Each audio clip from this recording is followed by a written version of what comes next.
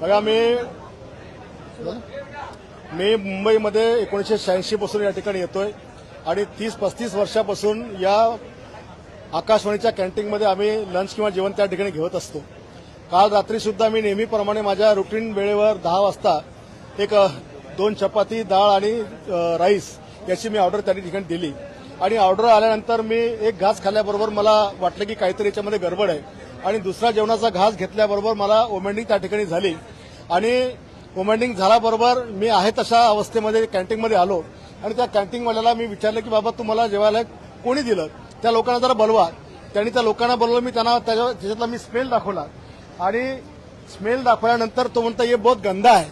मग मी मॅनेजरला बोलवलं, त्याला दाखवलं, जेवणारी 8-10 लोक होती त्यांना दाखवलं, सगळ्यांनी सांगितलं की हे निकृष्ट नाही, हे सडलेलं कुजलेलं जेवण आहे आणि त्याच्यामुळे ती त्या ठिकाणची प्रतिक्रिया माझी त्या ठिकाणी झाली। यापूर्वी या कॅन्टीनमध्ये 15-15 दिवसाआधीचं नॉनव्हेज द्यायचं, अंडी 15-15 दिवसाची, 4-4-5-5 दिवसाच्या भाज्या, या संदर्भात मी एमडीकडे तक्रार केली, मी फूड अँड ड्रग्ज विभागाला तक्रार दिली। एव्हन त्या मालकाला समजेल त्या भाषेत समजून सांगितलं, मराठी सांगितलं, हिंदी सांगितलं, इंग्रजी सांगितलं आणि शेवटी हात जोडून सांगितलं की कृपा करून महाराष्ट्रातल्या लोकांच्या जीवाशी खेळू नका, आमदारांच्या जीवनाशी खेळू नका।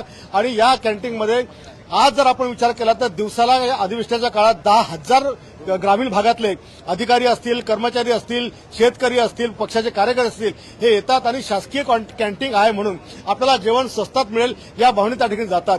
पण जो कॅन्टीनचा मालक आहे, ज्याला 30 वर्षापासून सारखा कंत्राट मॅनेज करून दिला जातो, कोण्या अधिकाऱ्यांचे साठलोट आहे हे मला सांगता येणार नाही, पण त्याची मुजरी एवढी वाढली की कोणाच्या ताटामध्ये चिपकिली निघते, कुठे उंदीर निघतो, त्याच्या किचनमध्ये पाहिलं तर तिथे थांबा वाटत नाही, कोणाच्या याच्यामध्ये कॉक्रोच निघतात।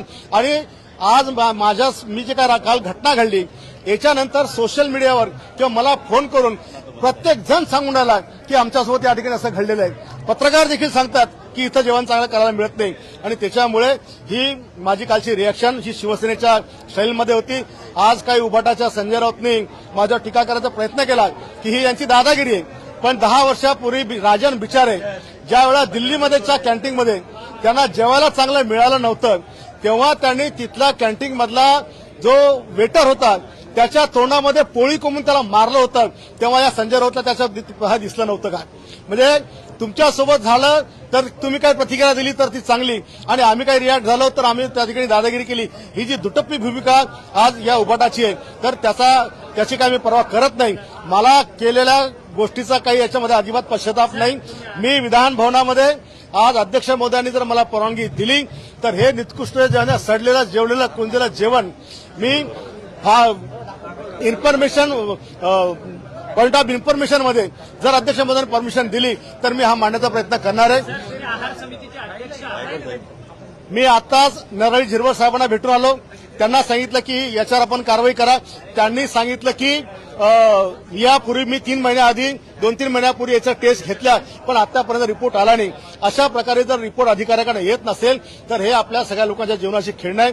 रात्री त्या समितीचे चेअरमन त्यांना देखील मी फोन केला, एमडीला मी त्या ठिकाणी फोन केला आणि ही सगळी व्यथा ही त्या ठिकाणी मी मांडली आणि आज महाराष्ट्रभर ज्या प्रतिक्रिया उमटून आल्या की हे जे या ठिकाणी जेवण मिळतात हे निकृष्ट दर्जाचं आहे आणि याच्यावर कारवाई झाली पाहिजे, तशा प्रकारची मागणी मी करणार आहे। हे सगळं बरोबर आहे, पण त्यांना मारहाण करणं हे कितपत योग्य आहे? मारहाण करणं कितपत योग्य आहे? ज्या वेळेला हात जोडून विनंती करून सगळ्या भाषेत सांगून जर वारंवार त्या चुका करत असतील तर माझी शिवसेनेची स्टाईल हीच आहे। तुम्ही आमदार आहे, तुम्हाला अधिकार आहे। मी आमदार जरी असलो तर मी माणूस आहे, आमदार जरी आला तर मी माणूस आहे आणि जर कोणी माझ्या जीवाशी खेळत असेल तर मला माझ्या जीवन रक्षणाचा मला पूर्णपणे अधिकार आहे।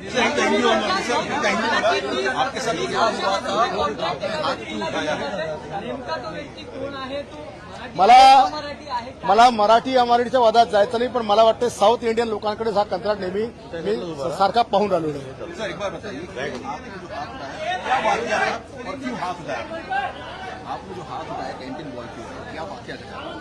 देखिए, जब कोई मुझे पॉइजन खिला रहा हो तो मैं इसकी पूजा करूंगा।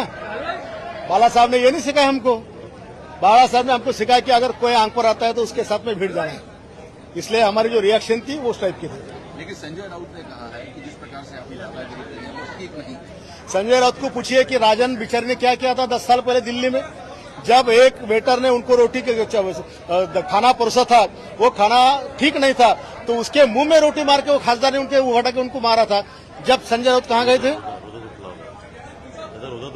हा, आणि ज्या वेटरच्या तोंडामध्ये त्यांनी पोळी कोंबली होती, त्या मुस्लिम वेटरला रोजा होता, त्याचा रोजा तुम्ही तोडला होता, त्याच्या तोंडामध्ये अन्न मी तर काही असं केलं नाही.